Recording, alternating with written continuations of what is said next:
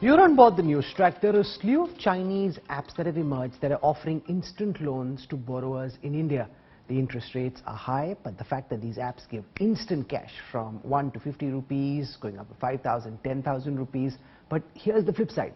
The apps lure customers to take more loans, and then failure to repay leads to blackmail. This is a story I very strongly suggest you see very carefully, because whether you know it or not, this is happening to people around you. This is an India Today special investigation.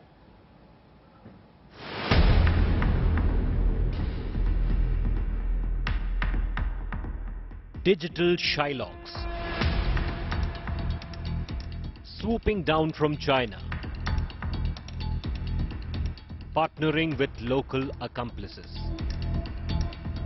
and deploying unauthorized money lending apps since March.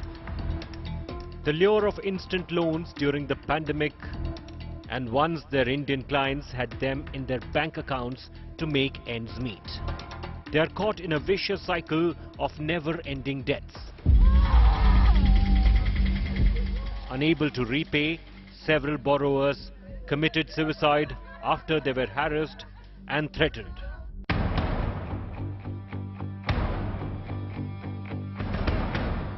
That's how Indians have been scammed by Chinese money lending apps since the virus lockdown last year.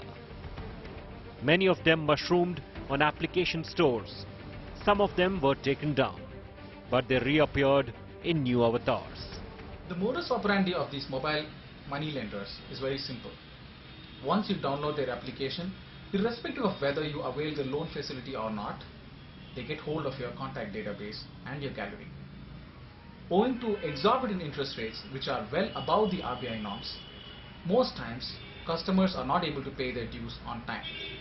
This is when the contact database come to their help, which is also their safety net. Using the contact database and the gallery photos and videos that you have in your phone, they start harassing you, your friends and your relatives. Based on a complaint, 2 Chinese nationals and 6 Indians have been arrested in Bengaluru alone by Tamil Nadu's crime branch for running an online loan racket. Police say the suspects used 8 different lending apps. Their targets were cash-crunched people. Such arrests have been taking place across India. More than 17 people taken in from Hyderabad and Gurugram in connection with illegal digital loans. This came after 3 people committed suicide because of harassment by employees of these apps. We have written to the major payment gateways and we have sought data from them regarding the apps, what are the volume of transaction. Initially we got a set of data from one of the payment gateways, and the total volume of the data at that point of time which we saw was in excess of about 20,000 crores at that point of time.